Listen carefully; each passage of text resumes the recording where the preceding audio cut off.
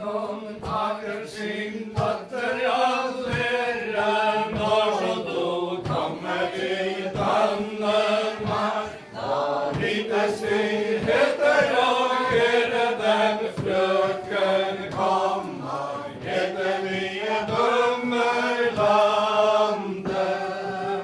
Når så du kommer i Danmark, da vites vi heter og gjøre du lat ikke skatt over bønderne skrives og haver de dygg så kjøre den frøken komma fredelige Bømmerlandet.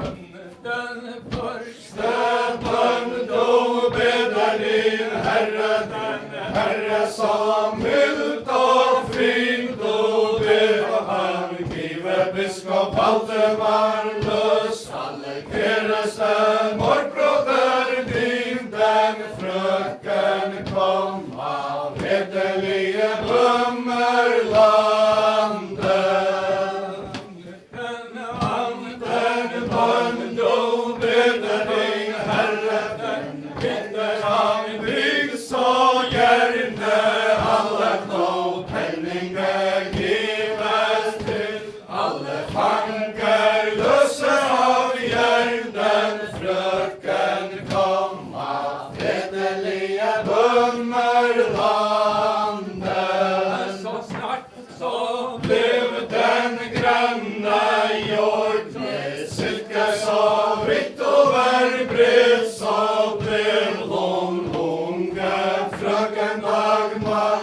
Hun blev til stranden let den frøken komma fredelige Dømmerlandet. Hun hadde opp deres silkeseil så høyt de forgullede og så seiler de til Danmark. Fast mindre enn måneder tåt den frøken komma fredelige Bømmerlandet. Hvor man kaster de deres herra på den hvite sand. Fredelige lettere av Danmark. Vi løfter den frøken på land, den frøken komma fredelige Bømmerlandet. De like ryttere av Danmark. Vi løfter den frøken på land, og Valdemar konge av Danmark. Han rekker henne hviten hand, den frøken komma fredelige Bømmerlandet. Igen så blev den grønne jord med silke så vidt over bredt så blev hun unge frøken Dagmar. Hun blev til riper hos led den frøken komma fredelige Bømmerlandet. Orne var det om morgenen allføren det var dag oppstått unge frøken Dagmar. Hun krever sin morgengave den frøken komma fredelige Bømmerlandet. Den første bønn jeg beder eder om alle kjæreste mordbroder min i give min biskop Valdemar løs alle kjæreste mordbroder min den frøken komma fredelige Bømmerlandet. Den bønn jeg beder eder om den hvite i mig så gjerne alle to penninger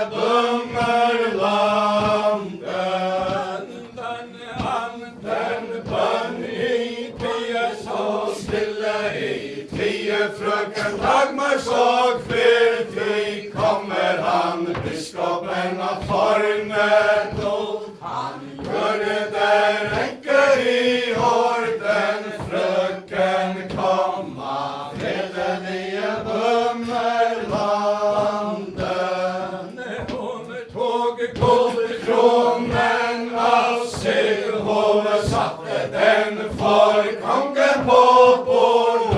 Hva skal jeg i Danmark gjøre meg? Må ikke vite sitt orden, frøken komma, fredelige bømmerlandet. Hva skal jeg i Danmark gjøre meg? Må ikke vite sin bann i gåte havnen som vi førte hik for meg av landedigen. Den frøken komma, fredelige bømmerlandet. Vi hette mye inn her strange, og så han unge Junker Knut, og vi skulle fare til Orensborg og løse de fangeroten, frøken komma, fredelige bømmerlandet. Der biskopen kom av Tornerot, da kunne han ikke gange her, haver jeg sikkert på det 12. år. Tiden gjorde slik så lange den frøken komma, fredelige bømmerlandet. Hans søsterdatter tog gullkammen av skrin, og kemmer hans gule hår for mer en lokk om rette. Hun følte så modige tårer, den frøken komma, fredelige bømmerlandet. Du gresler ikke kjære søster, datter, du gresler ikke for mig, til full vel skal jeg hevne min harm. Jeg tårer kvik, den frøken komma, fredelige bømmerlandet. I tida hver biskop Valdemar, la det ikke etter regjere, kommer i atter på Søborgs torg. Jeg ser det der aldri mer, den frøken komma, fredelige bømmerlandet. Nei, ikke kunne biskopen lade sin harm, for hadde han og landet drømme, dette fortrød hun frøken Dagmar. Hun kunne ikke bedre å spenne, den frøken komma, fredelige bømmerlandet.